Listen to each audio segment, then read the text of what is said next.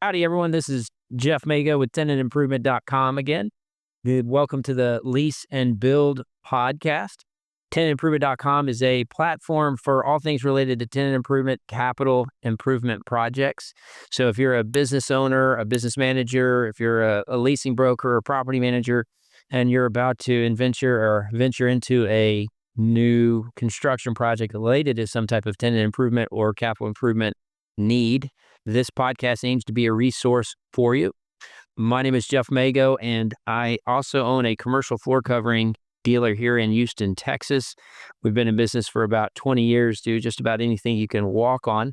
And we've noticed that our industry, the tenant improvement world, the tenant improvement industry kind of needs a good platform to share ideas and educate our client base. And that's why we're here today. So I'm excited. I have a new expert here that's joining us, Mr. Joe Kummer. He is a public adjuster, and with insurance and insurance claims these days, we thought it was a great subject to cover. We know hurricane season is coming around the corner. You will probably see this in newsletters, and then we'll probably send it and share it again in the future in the event of a storm, because I think we all could probably say that crazy weather is becoming less crazy and more normal. I know last year, Floor Zone here in Houston, we had two different times where we were out of business for a little while because of storms. We had this derecho. I've lived in Houston all my life. Never knew what, I know I speak Spanish. I know what derecho is, but I'd never experienced a derecho, and watching large trees fly through the air from our office was crazy. And we did suffer some damage, and we had an insurance claim, and I wish I had already met with Joe before that. And then we were again with Beryl. Houston likes to be proud about how we handle hurricanes, and a Cat 1 was nothing that anybody was really too worried about, but it still hit our power grid. We were out, and that was throughout the city. So anyways, Joe, I'm really excited that you're here today, and I want to say thank you for joining us, and I'd love to learn a little bit more about you. So welcome. Thanks, Jeff. Appreciate it. All right. Well, tell me who Joe Kummer is. Where are you from first? So I grew up in Central Illinois. Okay. And then actually went to high school in St. Louis, Missouri. All right. I attended University of Missouri, Columbia, got a degree in electrical engineering, and then moved to Kansas City. I was in Kansas City for about 14 years. Okay. While I was there, I got my MBA as well. And after 1 year of actual engineering work, I went back to the construction business. I started out in the construction business really in college. I worked for the university's construction management department. And from there, I got out of school, decided I needed to be an engineer. So I did that for 1 year and decided I really liked construction more. So I switched it up and went back to commercial construction and started out as a project engineer, kind of at the lowest end of the totem pole, and then worked my way up from there. All right. And when you were in construction, how did you make your way to Houston? So I worked for a couple different companies in the Kansas City area, and then ultimately I was transferred to Houston. Okay. For business reasons, to come down here and help operate a business unit. Okay. All right. And some of the different businesses you talked about, general contracting and working in, I think we talked about a retirement center. Sure. That was kind of a niche there in multifamily, but specific to retirement centers. You had mentioned hospital work. Yeah. So the majority of my construction was more institutional. So hospitals, laboratories, universities, public buildings like city and county and state buildings, courthouses, and that kind of thing. But I've also got a smattering of multifamily, some single family at construction along the way, office space build outs, medical space build outs, a bunch of radiology work, things like that. So a pretty good variety. All right. Well, so then, so the company's name is Claims XP. So yes, exactly. My company's name is Claims XP, which is a company that is based out of California. Okay. Excellent. So how did we transition from construction to insurance public adjusting? All right. So after about 30 years in the general contracting world, I had kind of achieved what I wanted to achieve professionally. I got to the point from being the low man on the totem pole to actually running the company. And I was looking for a new challenge. And one of my previous colleagues from a construction company was working as a public adjuster. And I didn't really understand how he'd gotten into that or why. But I had a conversation with him. He encouraged me to look into it further. I did. And I found it interesting and exciting and a change of pace from what I'd been doing, but yet a place that I could leverage the things that I've been doing for years to benefit the clients. Okay. All right. Yeah, I would imagine each day is different because you don't know when damage hits. It hits all of us in like a big storm, right? It does. And there's just so many different types of businesses that you would never imagine. And then all of a sudden you have to figure out, well, so you're on the property. So a public adjuster, is it typically focused on property insurance or is it? Yes, exactly. It's focused on property. We don't do liability insurance. That's a completely different animal. Okay. And so we're focused on a business or a home that receives damage Okay. through an insured peril. Could be any number of things. Could be a hurricane, could be a fire, could be a water leak, anything like that. And we help represent the insured, in other words, the owner of the property, and take them through the claim process to make sure that they get a fair settlement out of the policy that they've paid for. Okay. All right. So again, we're focused on tenant improvement work. So if I lease a space, then I get a little bit confused on what the process is to bring in a public adjuster, because I've got my insurance that covers my space, but does the building? So I know I want to kind of start that process. So I sign a policy. I've got insurance. I sign a lease. I've got a lease space. There's a claim. When do we call you first? Like right when the claim happens or after we hear from the insurance the first time? So if we start that chronology. It can actually happen at any place along the way. I'm called in some cases before the claim is actually made, where somebody wants some guidance early. They haven't been through the claim process, or they have and they didn't enjoy the process or felt like some things weren't taken care of. So sometimes we get involved very early and we help them through the initial parts of making a claim. In some cases, it's after the insurance company's already inspected and after they've offered up some form of payment from the policy, and possibly the property owner finds that that's insufficient, that's not enough to make the repairs or cover what they need to make themselves whole, and they need some help. So anywhere in that whole time frame, we can get involved. Okay. All right. And so I saw you licensed in Texas and Connecticut. Yes. Two different ends of the country. It is. Wow. So you actively servicing clients there as well? I do. I have a few clients in Connecticut. The gentleman that got me started in the business, that's where he's located. Okay. And so to kind of kick it off, I helped him with some of his claims as I was starting the business up here in Texas. Okay. So that's why that is the way that it is. Is there a claim that, so you probably have some good, interesting, funny stories about things that you have had to work on, because I guess you have the construction experience. So that's one of the things that I was glad to have you talking in the tenant improvement world. You and I had a previous conversation where somebody had a large printer or something, a large piece of equipment. Tell me about. So the claim starts. There's an event, the weather event, the different aspects of when and how they bring you in. What do you do once you are brought in? What would be your first step that you would want to do to kind of help the tenant? So the first step, whenever I'm contacted, is to kind of vet the claim. And what that means is to understand the background and the story and what has happened. What has happened to damage the property? What caused it? And where does the insured stand in the process? In other words, has the insurance company already been out? Have they just been contacted? Has no contact been made? In some cases, I'm involved before the claim is made, and so we'll do an assessment of whether it's even appropriate to file a claim.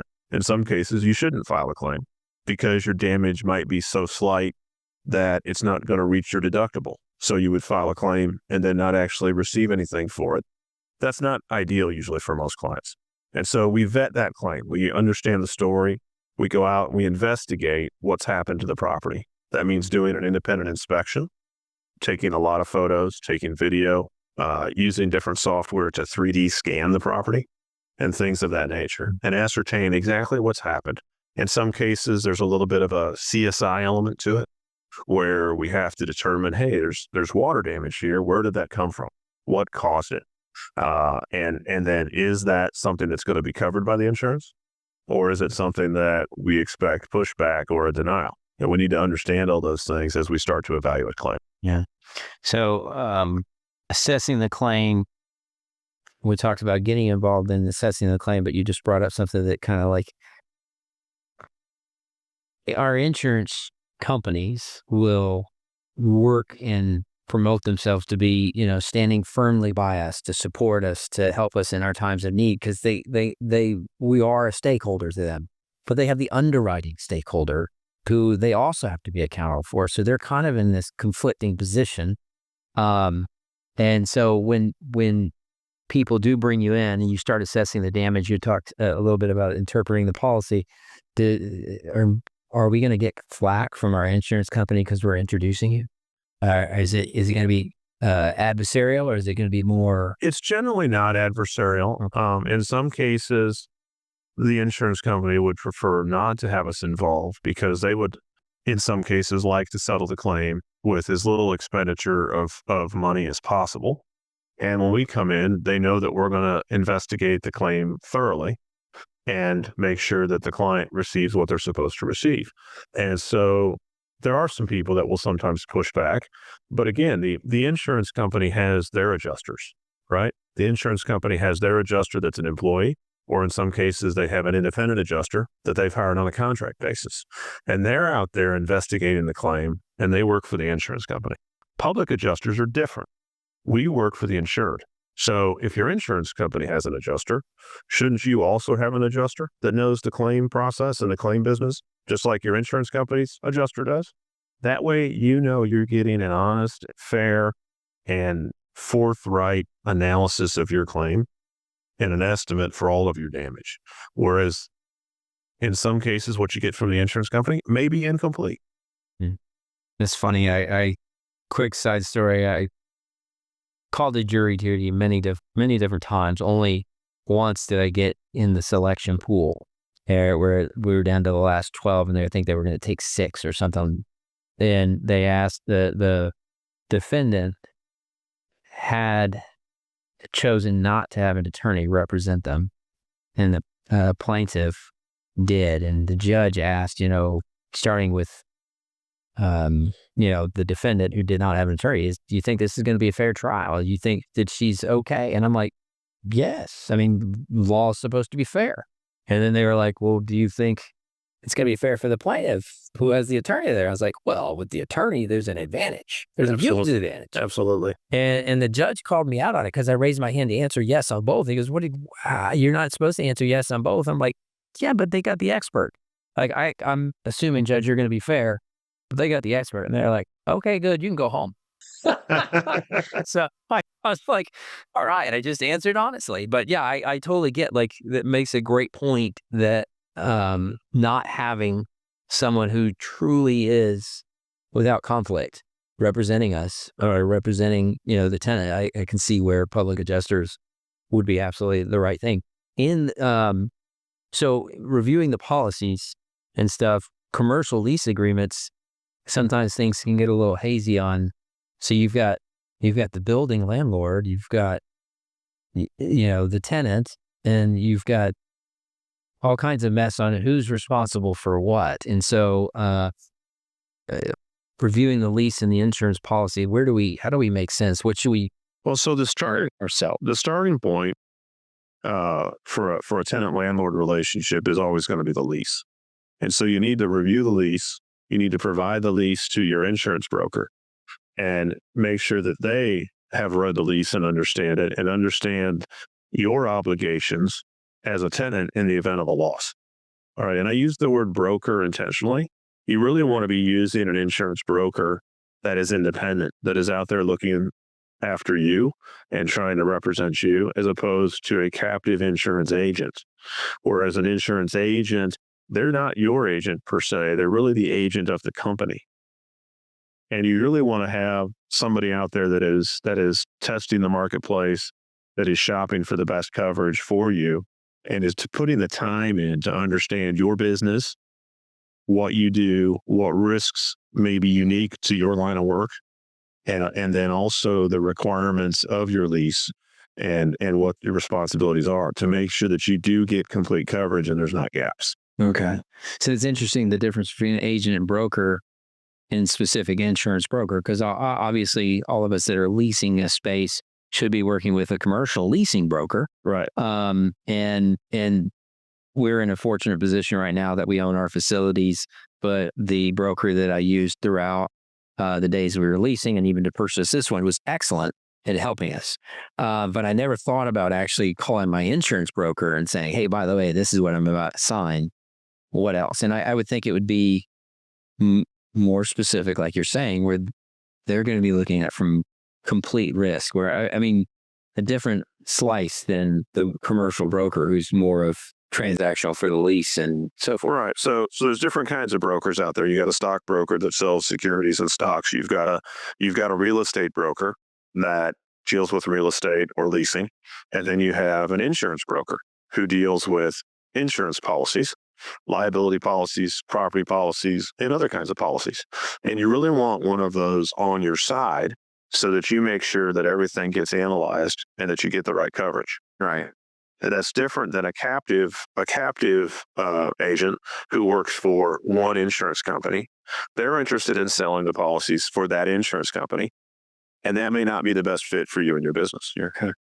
Listen, the example on our case, we leased a flex space, so it was ended up being 50% air conditioned, 50% not. It was a warehouse / office.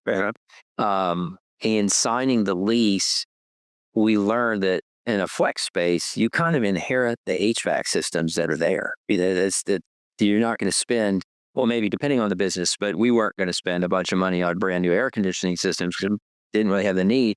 But the systems that they had were already over 10 years old and getting older by the minute. And so we negotiated in some type of, we promised to maintain them. And at the end of the lease, we can give them back to you. But if any of them had gone down during the time of the lease, until we recognized that risk and put it into our lease, we would have been responsible for the full expense of replacing that unit. And that kind of made me really nervous that we were always on top of our maintenance program. But I was thankful that our broker kind of helped us recognize that risk. But then it gets into, if lightning hits one of those, am I covered? Am I not? I call you. How do I? So the key there is this is what your insurance broker should be doing, is really understanding your lease. And in fact, ideally, you're having that conversation before you've signed the lease, because there may be lease provisions that you need to be aware of that can affect both the insurance coverage that you're going to need and the cost for that. So that may be something you want to negotiate before you sign the lease. Then once you're ready to sign the lease, you have to make sure that you get the right coverage. So what you raised is a great question. An HVAC system. This is an HVAC system that was already in place. It's already in place at the property. So is that going to be covered by the landlord's building policy?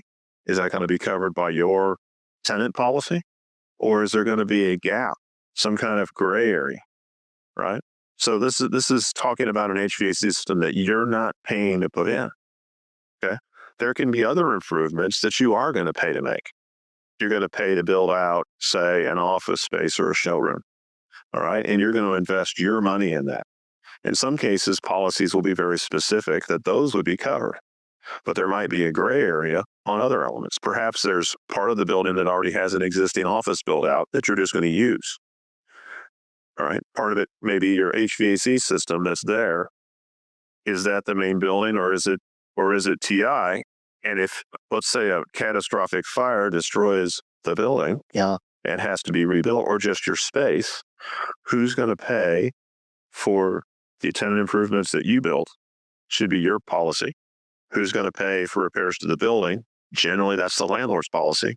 But who's going to pay for the stuff in the middle? The office space that was already existing before you moved in that you didn't really pay for, but you negotiated the use of that as part of your bargain in the lease.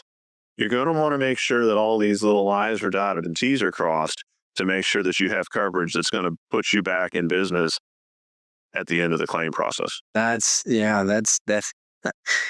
all business, once you start slicing the hair, you find out how many slices you can get. Right. So existing inherited tenant improvements, and documenting that, you need them in the event there's an issue. And it doesn't even have to be a fire that burns it down. It could just be smoke damage from a space next door. Absolutely. Right. Okay. So reviewing the lease and reviewing the insurance policy and overlapping them, to make sure that there aren't any holes. It walk us through. I know we talked about when to bring you on board, and when to think about, when to bring you on board, right? Earlier is better, but even later is not too late. Yeah. In the state of Texas, you have about 2 years generally to resolve a claim, and we can be brought in at any time during that period. Particularly if you discover, or you get the impression that maybe you were going to handle it yourself and felt comfortable doing so, but then along the way, that level of comfort starts to fade, and you start to think that maybe there are elements here that you're not prepared to deal with on your own, or that you need some help with the valuation of the damage to make sure that you're made whole. That's a great time to bring us in as well. Okay, that was kind of leading into my next damage inspections, claim documentation. Like, what's the best way to document the damage that has happened and so forth? And that's a broad question. Yeah, it is. Because there's so many different types of damage, right? And the simple answer is immediately upon discovering that you have a potential problem, a potential claims, all right, damage to your property, the first thing that you should do before you do anything else, other than life safety, right, saving someone that might be in peril, is to document what's happened. Take photos. Don't clean up the space first. Don't do anything else other than remove immediate hazards, right? Turn off the water if the water's leaking. Call the fire department if there's a fire. But otherwise, before you do any cleanup, before you throw anything away, document. Take tons of photos, take video, narrate the video if necessary. It's good. But go through the entire space and all around the space and document everything you possibly can, because that's going to help you provide evidence for what happened, when did it happen, how did you discover it, and the state of the property immediately thereafter. I like that. I think that, I started the podcast mentioning how crazy weather is not so crazy anymore. When Hurricane Harvey hit, we lived in an area that had 2 previous mass floods the previous 3 years. I mean, it was, for some reason, that area just got, and we were always just inches away from being flooded. But my wife, when Harvey hit, the night before, she's like, I don't feel good about this one. And she's a professional photographer. We still had power in the house. She went through the whole house and she put almost a coffee table book worth of photos together. And sure enough, not 12 hours later, we had 4 or 5 inches in the house, and it's, ruined. We had to move out for 7 months and everything, but the documentation ahead of time. And so I'm bringing that story up as an example for maybe listeners here, that we do know that there are times of the years where different parts of the country, we have higher risks of problems. And so if you see one coming, taking that extra step with a little checklist in mind of what are the things that are valuable to us, and why, both for our own personal living, but also for our business, because that's what this podcast is focused in on. I would never have thought to do it at Floor Zone.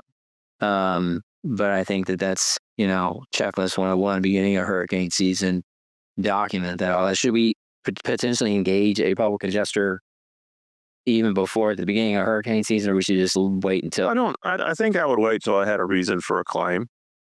Certainly it's good to have one of us in your Rolodex so that you're ready when that occurs. Okay.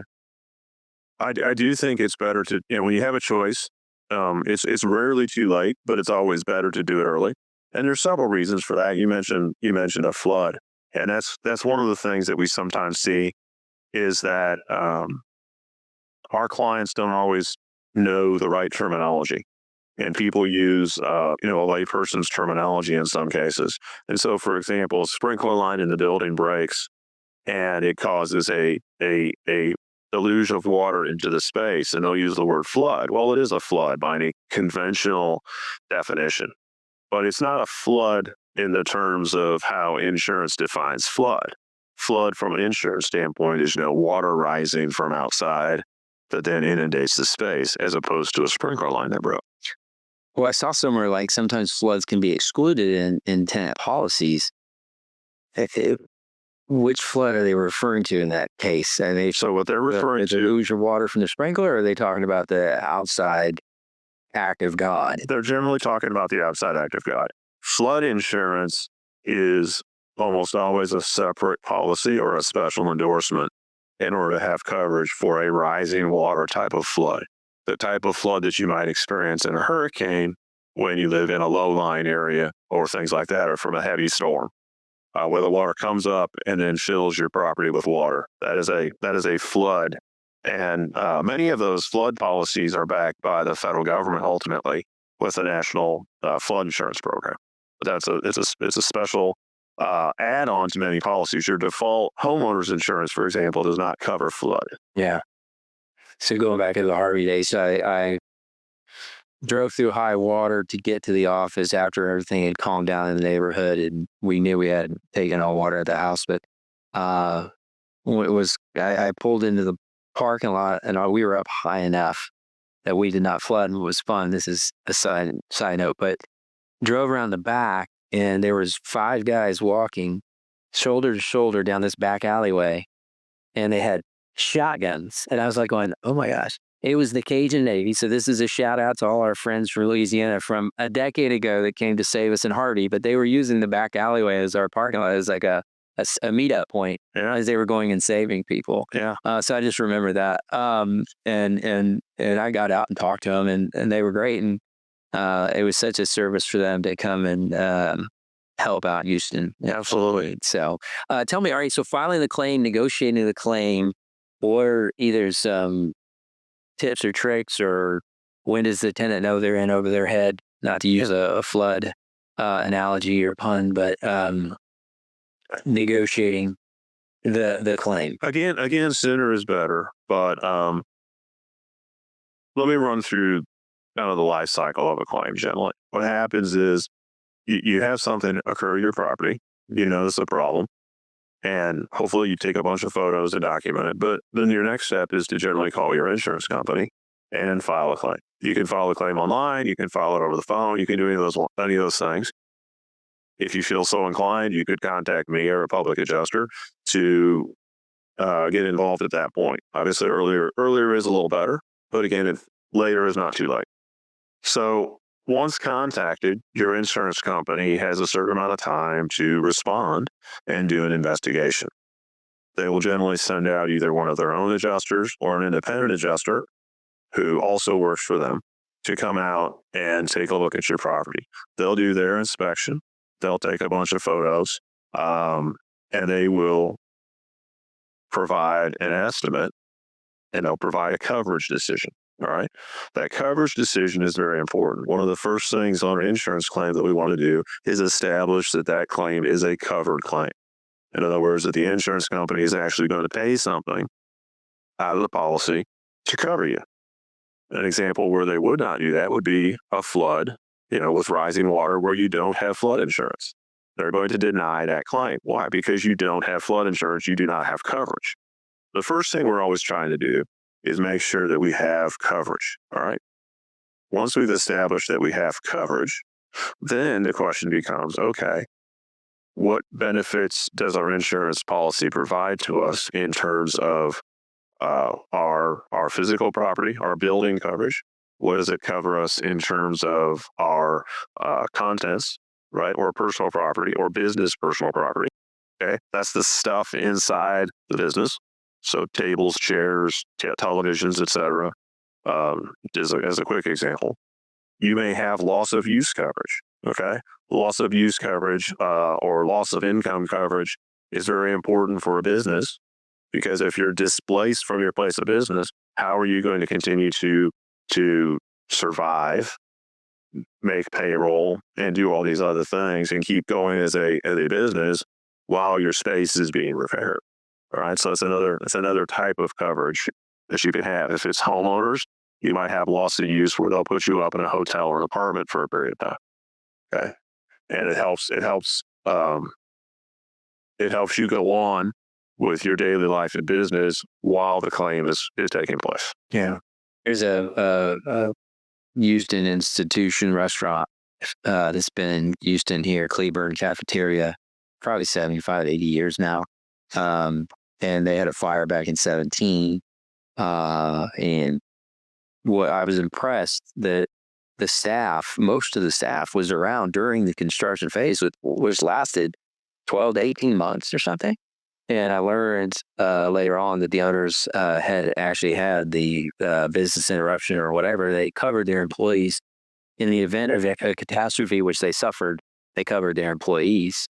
So all right, we're talking about negotiating claims, and this is a question that I wasn't sure where I knew I was going to ask today. But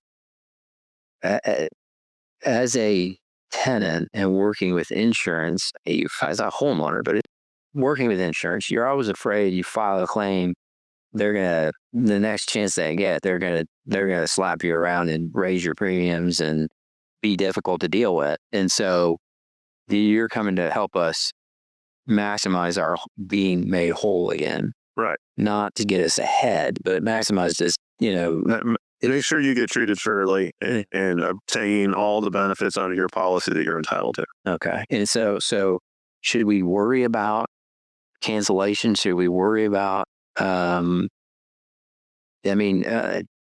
honestly, insurance rates have just gone up since the pandemic, catastrophically. So that's it. But in terms of, in the event of a claim, are we worried? At what point do we understand that? Generally not. We're pushing too.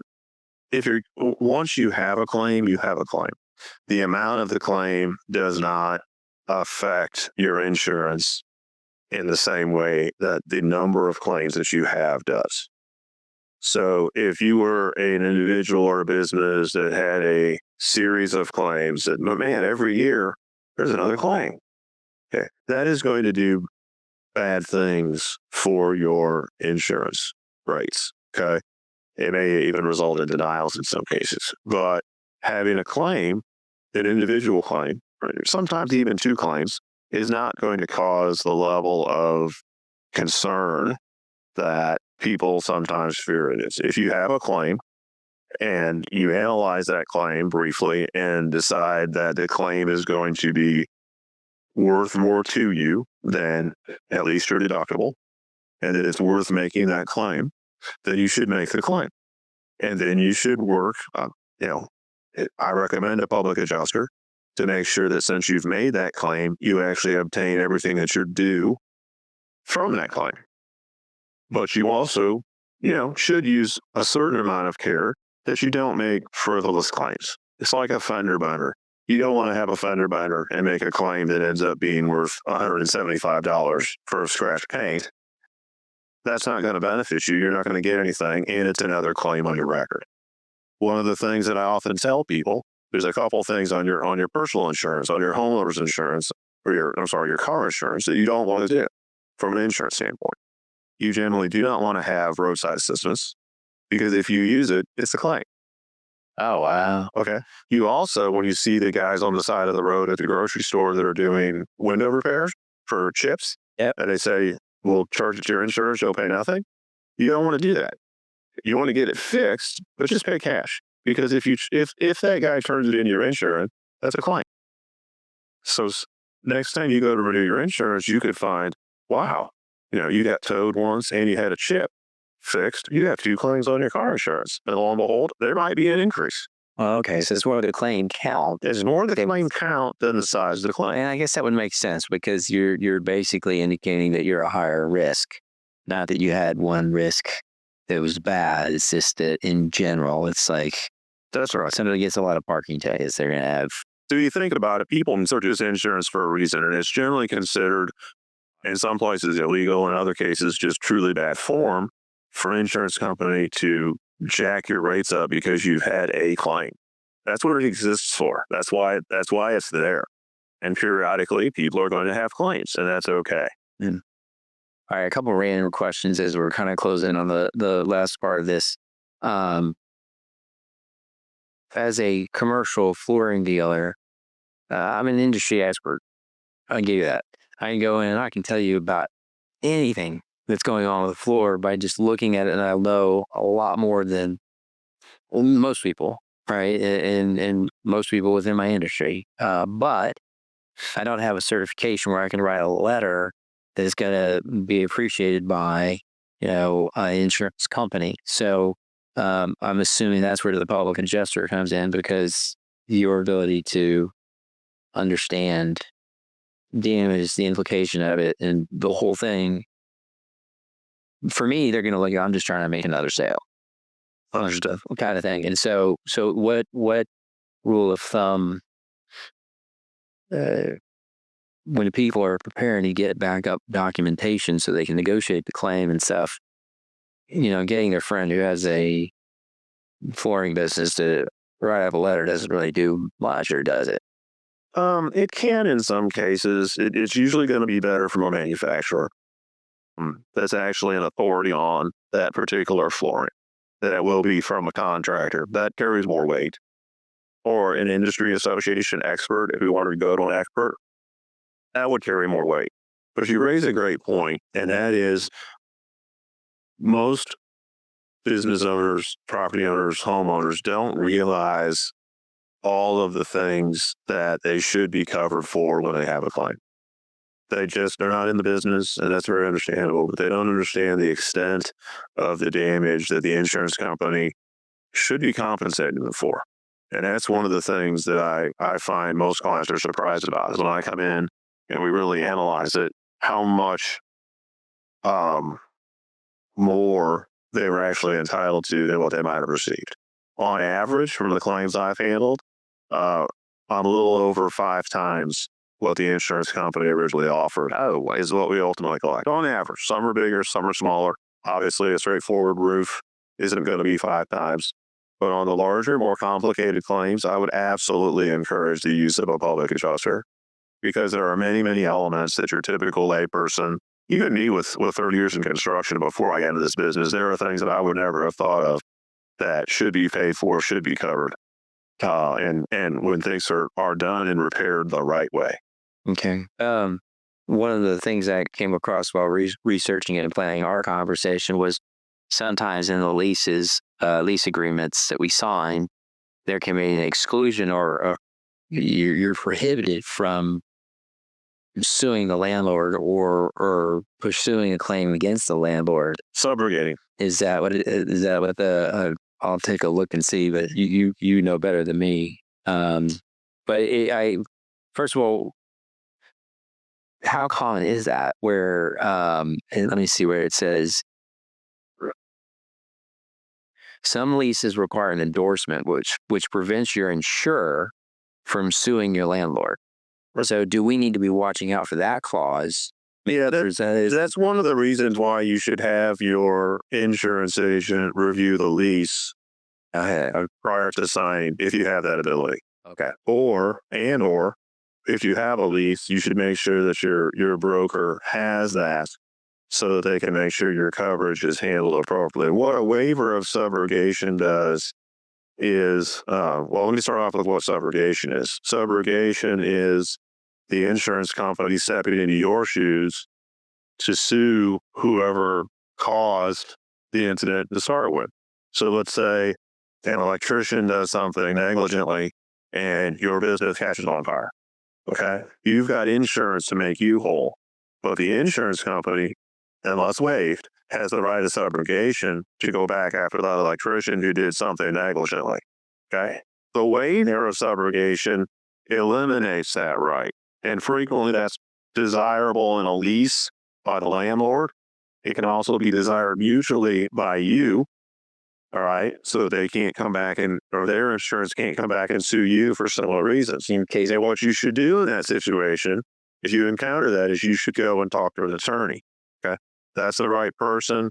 They're trained and they're knowledgeable in those types of things. So talk to your attorney about those provisions in a lease that concern you, and subrogation is one of those. The other is indemnification, which is another big legal word that is a great time to get in touch with your attorney and get some advice.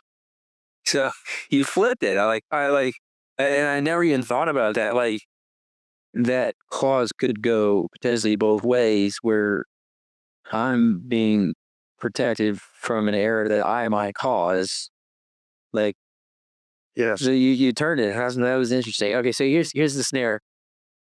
Office building, 50 stories downtown, and somebody, a plumber, has a leak on floor 45, and my space is on floor 37. And this happens often downtown. It does. And everything from 45 to 32 is just soaked. Right. And causes, so is it I'm assuming the plumber who didn't connect something right might be in a little bit of hot water. He might. But then you've got the building. So are you, if we bring you in as a public adjuster and we're in that scenario, are you simultaneously talking to the plumber's insurance provider, the building's insurance provider, and ours to make sure the claim does well, or how? Not necessarily. So you've raised several issues that we should probably talk about. First of all, you can have a situation in the building where somebody does something wrong. Okay, causes a leak and floods your space. You could also have a situation where no one's done anything wrong. It just happens. A pipe fails, a valve fails. Okay, two different animals. One might result in a liability situation for somebody. One might not. Okay, so you can't rely on the concept that someone else is going to be liable for it to keep your business alive, to keep food on the table for you and your family or for your employees.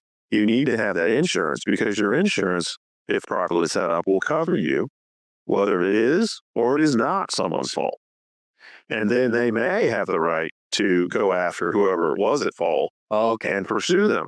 But everyone knows lawsuits take a long time, right? Right. Can your business survive for 2, 3, 4 years while a lawsuit happens? No. You need the insurance to pay you now so that you can get your business back on your feet. Or you help us focus in on that conversation. That conversation on the business insurance. Public adjusters don't do liability. But you asked the question about who you are. I understand how that. In some cases, I could represent you as a tenant. In some other cases, I could also represent the landlord with their insurance company. What I can't do is get involved directly in a liability situation where it's one against the other. Okay. So in the case of the plumber that made a mistake, I wouldn't do anything with the plumber. He's in a liability situation where he has to defend how he did his work and did it right or didn't. Different animal. Okay. That makes perfect sense. I don't do that kind of thing. All right. So this has been really helpful. It's kind of insurance and handling claims is like, when it happens, is the last thing you want to do because you didn't plan on it. But I'm glad that I get to learn more about public adjusting and that aspect of getting back on your feet. Right. And so I'm thankful that you've been here today. How do we close this out? What are some good pieces? Anything that you'd like to say to the team or the people listening out there? Consult with the relevant experts at each step of the way. If you're signing a lease, run it by your attorney. If you're signing a lease, run it by your insurance broker. When you get an insurance policy, make sure your broker is armed with the stuff that he needs and he has an understanding of your business. A lot of businesses do special things that a typical insurance policy might not cover. You might need a special endorsement that's industry specific for what you do. If you handle a lot of other people's information, you may need something with, identity theft and things like that. That's not stuff public adjusters will deal with, but that's stuff that you may need for your business and that your broker should help you with, and or your attorney. So consult with each of those experts in turn when you need to. Okay. Well, Joe, you're the man for being here. Thank you so much. You were wonders after. And to everybody out there listening to the Tenant Improvement Lease and Build podcast, thank you for joining us yet again. Share, like, subscribe, do all that good stuff. Keep looking. You'll be able to get Joe's contact information on our website and pass it around, especially if anybody has suffered a claim. We all can use help when we get hit hard. So anyways, thank you so much, Joe, again. And we look forward to talking to y'all more. Thank you.